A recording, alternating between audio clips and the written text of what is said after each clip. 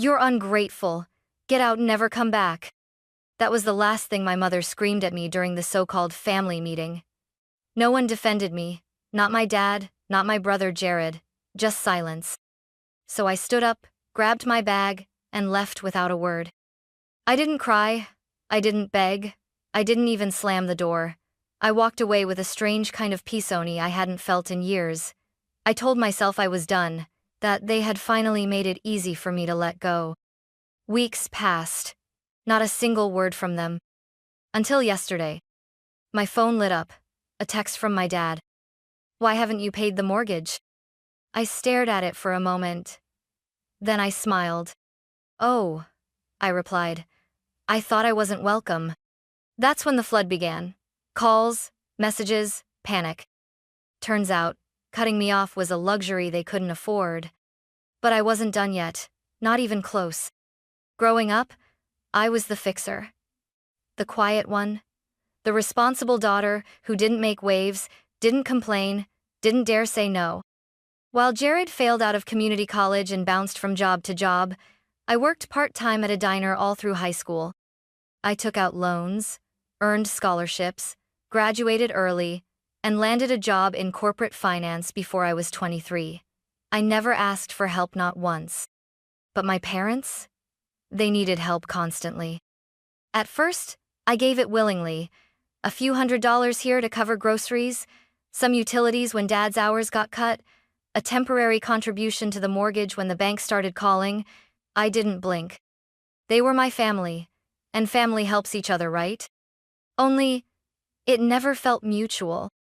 I watched as Jared moved back in at 26, to find himself lounging on the couch all day, gaming like it was his full-time job. My parents defended him relentlessly. "He's just figuring things out," Mom would say. "He's sensitive.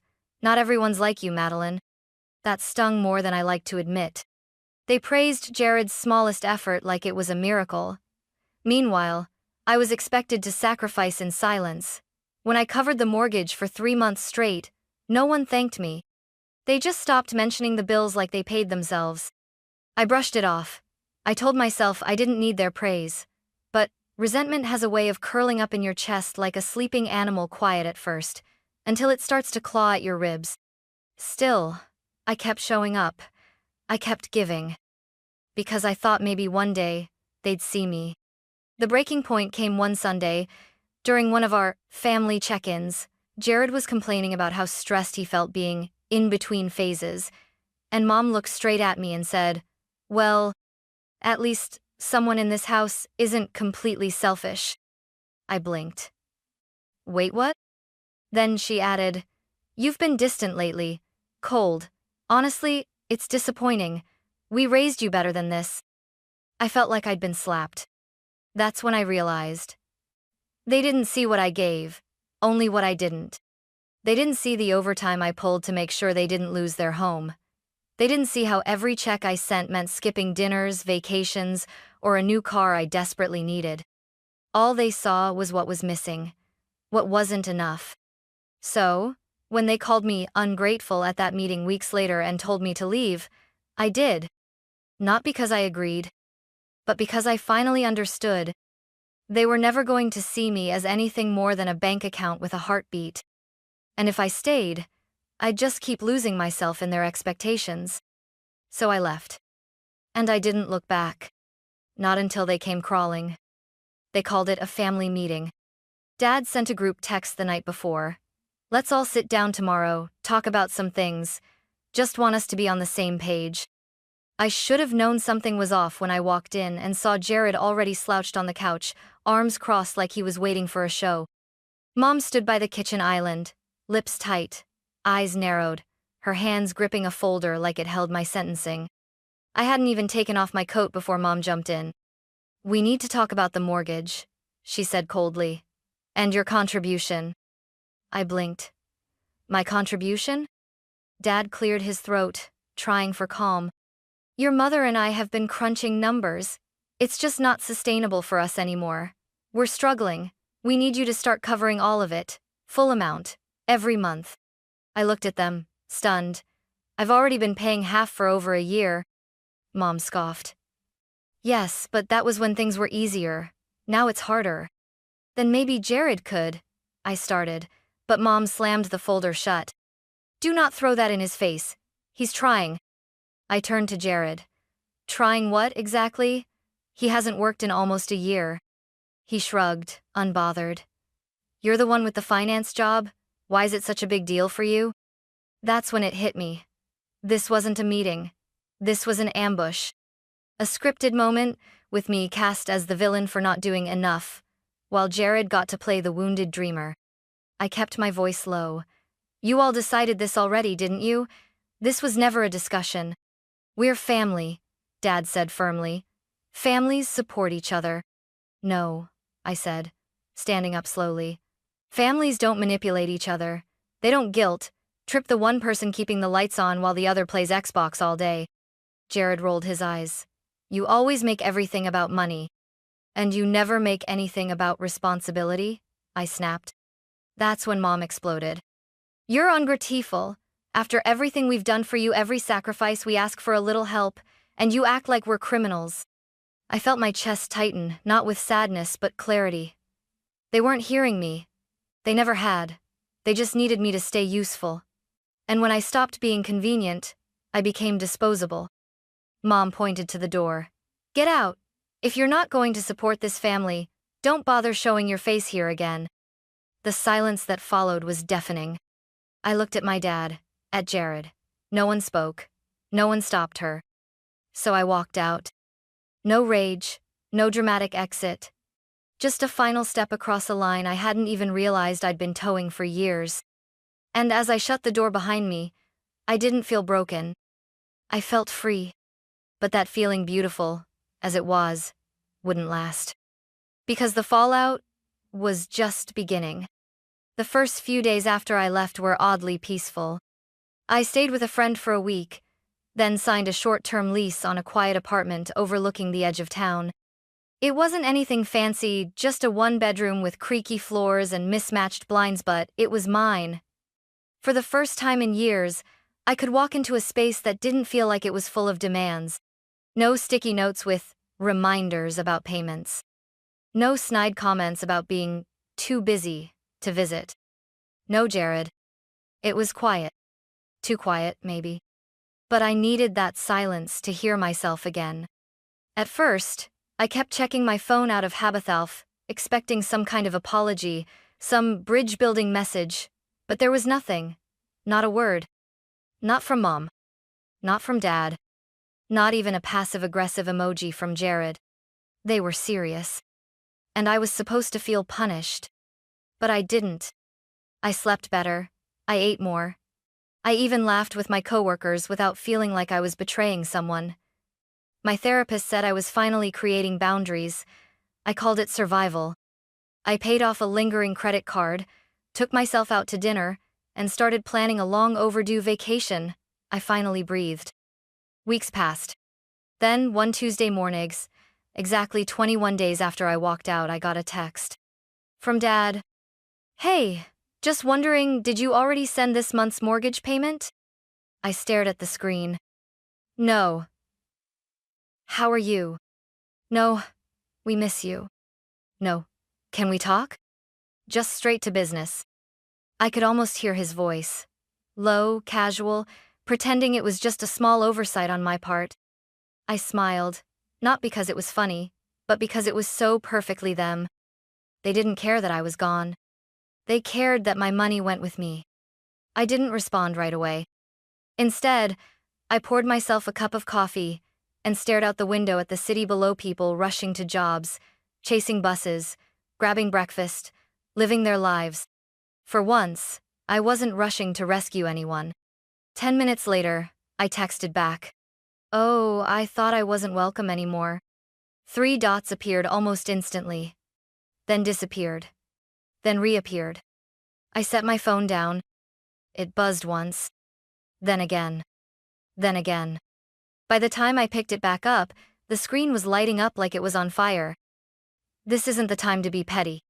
We need your help, Maddie. The bank called. They're threatening foreclosure. Then the cherry on top from Jared. Wow. Way to destroy the family just to prove a point. And there it was. The silence had finally cracked. But they weren't calling out of love. They were calling because their safety net had walked away. And I was just getting started. I didn't respond. Not immediately. Not even after Mom's name popped up on my screen with a flurry of messages that read more like scripted performances than genuine concern. How could you do this to us? The house means everything to this family. You're punishing your parents over a silly argument? Then came the voice messages long, breathy, dramatic ones. In one, she was crying. In another, she was enraged. In all of them, I was the villain. But the story kept changing. First, I was cruel. Then I was immature. Then I was just confused and hurting, and they understood. It was classic emotional whiplash. Push, then pull. Shame, then sugar. But the more they tried, the more I realized how many times I had fallen for this cycle before. Every time I said no, they pushed harder until I said yes. Every time I drew a boundary, they painted it as betrayal. So this time I didn't flinch. Instead, I opened my banking app and stared at the long list of past transactions labeled mortgage, family home. Thousands of dollars. Month after month. Year after year. And now they were demanding more. Like nothing had changed. Like they hadn't kicked me out. Like the word ungrateful hadn't been hurled at me in front of my brother while he sat there doing nothing.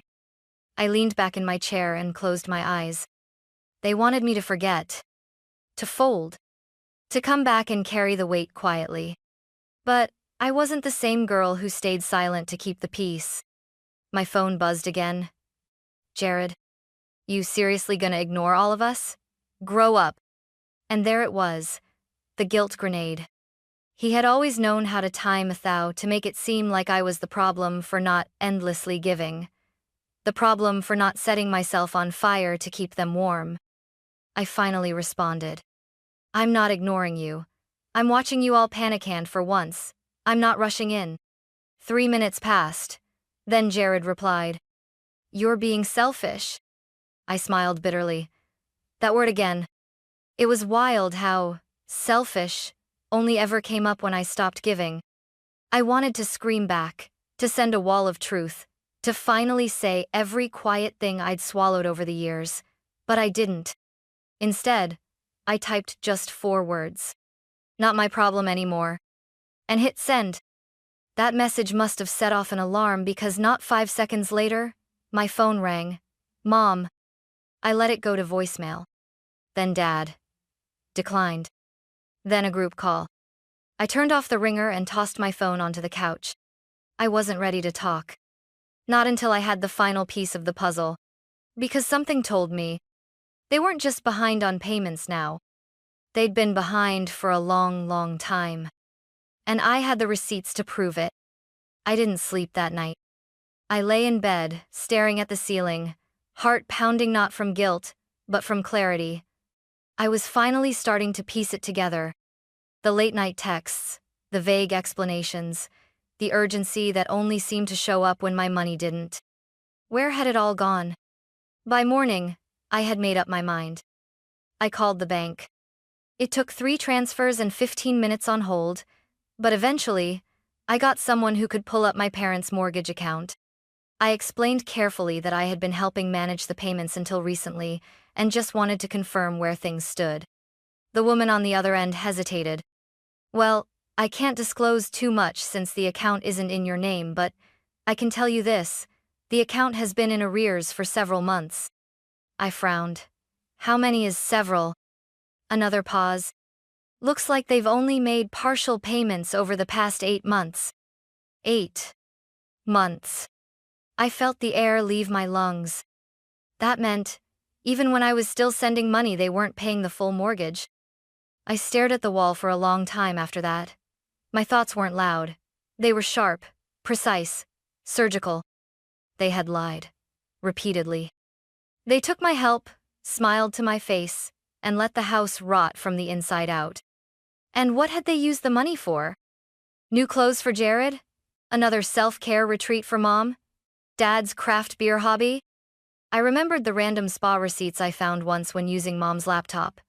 The sudden new patio furniture Jared bragged about on Instagram. The, "Oh, we're doing fine now," tone they used anytime I asked how things were going. They had been pocketing the extra money while I thought I was saving their home. I opened my banking app again. My hands trembled not from fear, but rage. I added up all my transfers from the last year. The number hit 5 figures. Clean, no strings, no questions asked. And they had let it bleed into foreclosure anyway. My phone buzzed again. Jared. Please, just call Mom. She's a mess. I snorted. She was a mess? I was a mess for years while she weaponized my loyalty. While she used phrases like, "Don't you love us?" Or, "We raised you," every time I hesitated to empty my account for them. Well, love didn't mean handing over your financial future. Not anymore. I cracked my knuckles, tapped back a reply. Funny, you all seemed just fine when the money was flowing. Where did it go, Jared? 3 dots appeared, then disappeared, then nothing. I waited. Still nothing. That silence told me everything. They never thought I'd ask. They never thought I'd stop. But I had. And now? I was just getting started. By noon, my phone had turned into a battlefield. Missed calls from Mom. Voicemails from Dad. Jared switching between guilt and passive aggression like it was a sport. But I didn't answer. Not until Mom called again, this time 5 times in a row. I sighed, grabbed the phone, and finally picked up on the 6th ring. The moment I said hello, her voice came through like a tidal wave. Madeline, what is wrong with you? You can't just abandon your family like this. I stayed silent. Let her scream. Let her twist it all into her usual performance of martyrdom. When she finally stopped to breathe, I spoke calmly. Where did the money go, Mom? Silence. I didn't raise my voice. I didn't even sound angry. That seemed to unsettle her more than yelling ever could. What are you talking about? The mortgage, I said, slowly. The money I've been sending. The payments the bank says haven't been made for almost a year. Where did it go? She huffed. Stammered. Well, some of it went to bills. Groceries. You know life isn't cheap, Maddie. Groceries don't cost $5,000 a month. Your father needed some dental work, she added hastily. And the car. Jared's car broke down. It was an emergency. I closed my eyes and inhaled through my nose. Jared's car, one I saw him showing off online with custom rims and a brand new stereo system. Right. That emergency. So, instead of paying the mortgage, I said slowly, you prioritized spa days, takeout, and Jared's sound system? She exploded again. Don't you dare make it sound like we were being reckless. We've sacrificed so much for you. That line. That same tired line. I'd heard it since I was 16, taking on shifts after school while Jared played video games all day. You didn't sacrifice, I said coldly. You expected me to keep paying, no matter what. And now that I've stopped, everything's collapsing. That's not my failure. That's yours. Another pause. Then came Dad's voice. He must have taken the phone. Madeline, please. We just need help this month. Just enough to stop the bank from taking the house. We swear we'll fix things after that. I almost laughed. Fix things? Like how you were fixing them all those other months while I was unknowingly funding your cover-ups. That's not fair. No, I cut in. What's not fair is being thrown out of a house I helped pay for. What's not fair is being called ungrateful after years of silent sacrifice. I stood up and began pacing. Let me ask you something, I continued. If I had never asked about the mortgage, how long were you going to keep pretending everything was fine? Another year? 5? Until the house was taken and I was blamed for not saving it? There was no answer. Just breathing. Then I heard Mom again, quieter this time. We didn't mean to lie. We were scared. We thought if we told you, you'd stop helping. So you lied to keep the money flowing, I said flatly. We didn't see another way. I exhaled slowly. My hands were shaking, but not from fear, from release. I had waited years for this conversation, this truth. There's always another way, I said. But you didn't want it. You wanted the easy way. You wanted me. Then I gave them what they feared most. Finality. Sell the house. Maddie, no please. Sell the house. Figure it out like adults.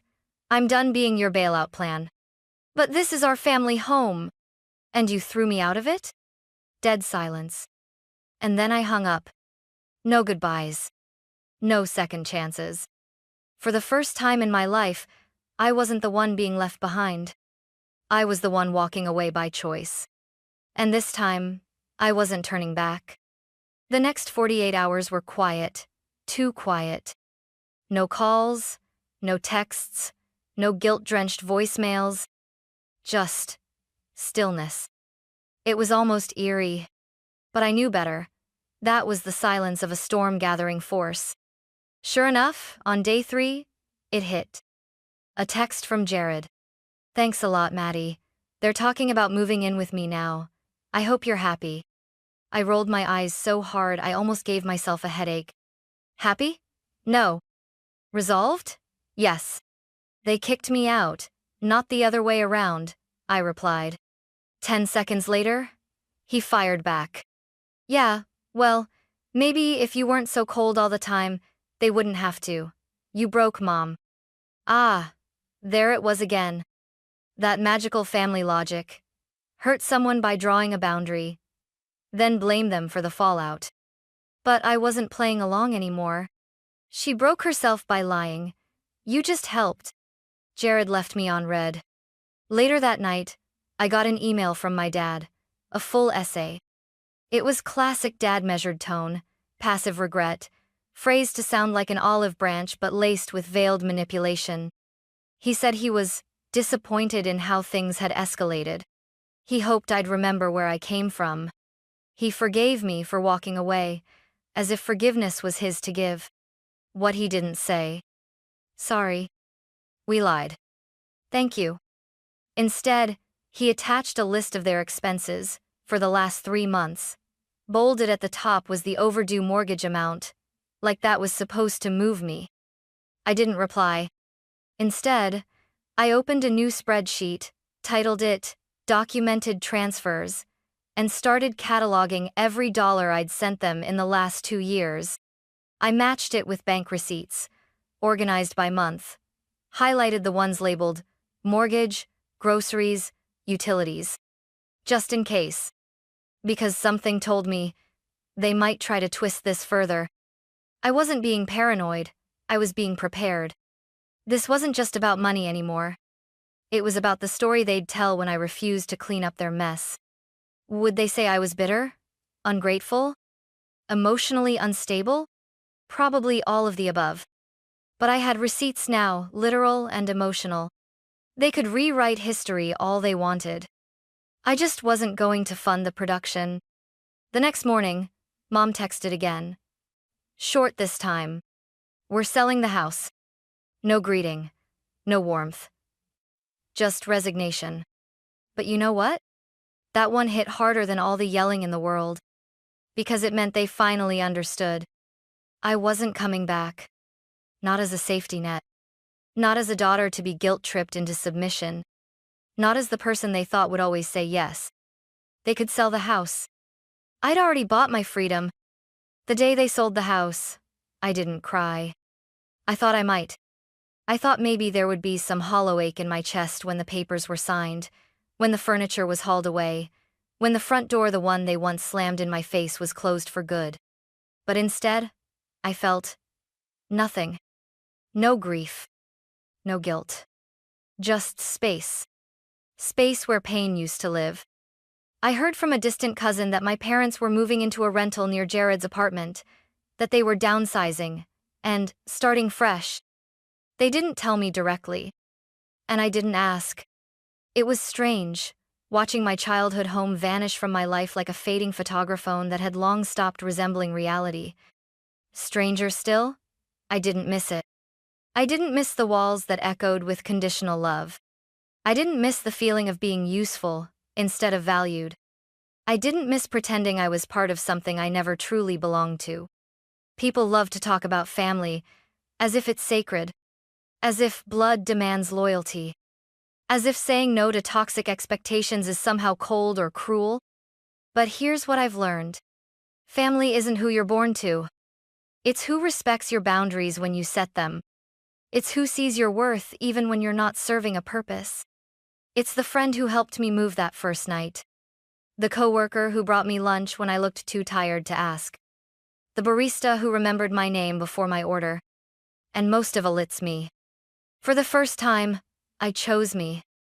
I paid my own rent, ate my own meals, and built a space where no one raised their voice when I said no, where love didn't come with invoices.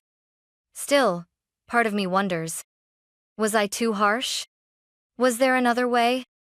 But then, I remember the silence after they kicked me out. The months of lies.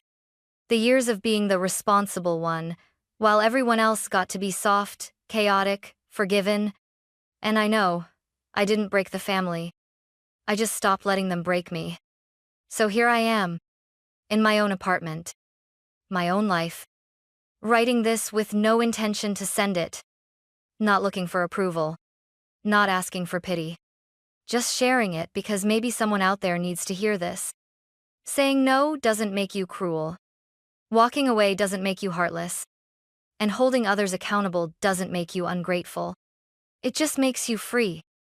And for the first time in my life, I am.